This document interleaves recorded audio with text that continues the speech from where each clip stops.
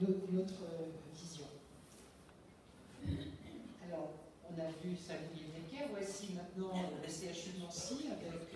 juste de l'autre côté de la rue la faculté de médecine, qui, je vous le rappelle, appartient depuis 2 ans à l'Université de Lorraine, donc la seule grande université qui recouvre toute la région, et dont nous sommes fiers. Mais je voudrais profiter, parce que si je demandais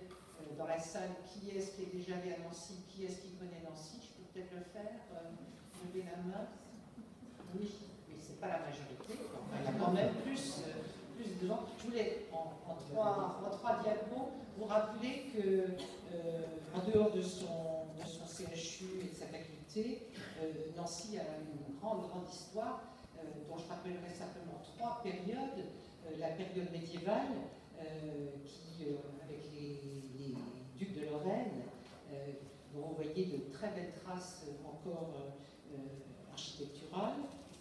la période de la Renaissance, et puis le siècle des Lumières, avec notre bon roi Stanislas, qui a fait de Nancy ce qu'elle est encore aujourd'hui, avec vraisemblablement la plus belle place au monde. Il n'y a pas que les Nancéens qui le pensent. Et puis, une autre période qui est peut-être moins bien connue, c'est que dans ce qu'on appelle l'art nouveau européen, l'école de Nancy, et là aussi, c'est pas moi qui le dis, mais les Japonais qui adorent ces pièces le disent depuis longtemps, c'est vraisemblablement la plus riche expression de cet art nouveau qui, vous savez, est essentiellement basé sur la nature, sur la couleur. Et donc, si vous venez à Nancy, vous pourrez avoir très facilement, à l'occasion d'un dîner dans une brasserie extraordinaire qui s'appelle la brasserie Excelsior, et où tout, non seulement l'architecture, mais également la décoration, est typique de cette école de Nancy. Voilà. Donc moi aussi, je vous l'ai dit, merci Jean-Paul. Alors, tu n'as pas de micro là.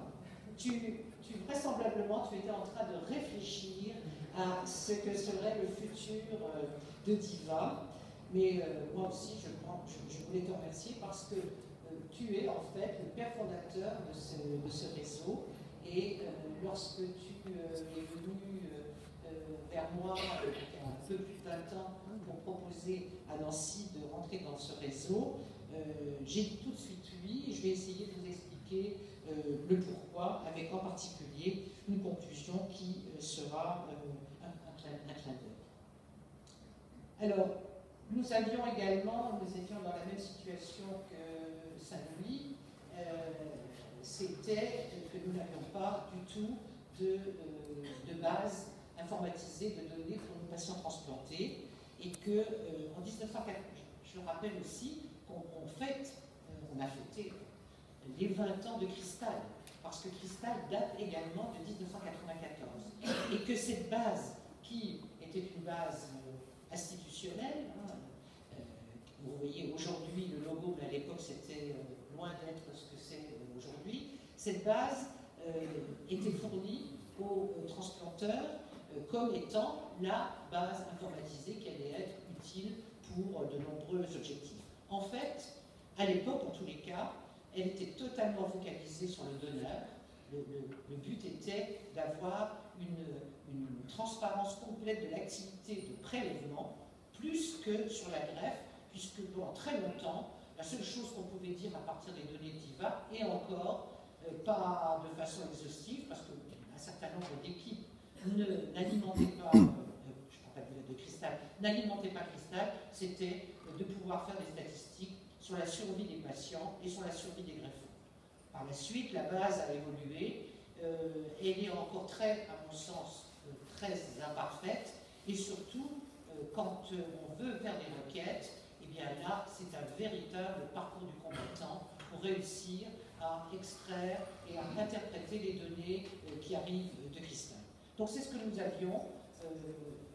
ce n'était pas satisfaisant, et nous étions à la recherche de quelque chose de meilleure qualité.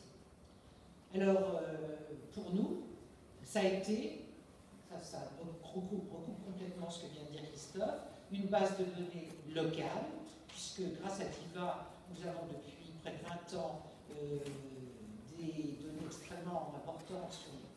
concernant les caractéristiques de nos donneurs, de nos receveurs et le suivi des receveurs, sachant que nous sommes remontés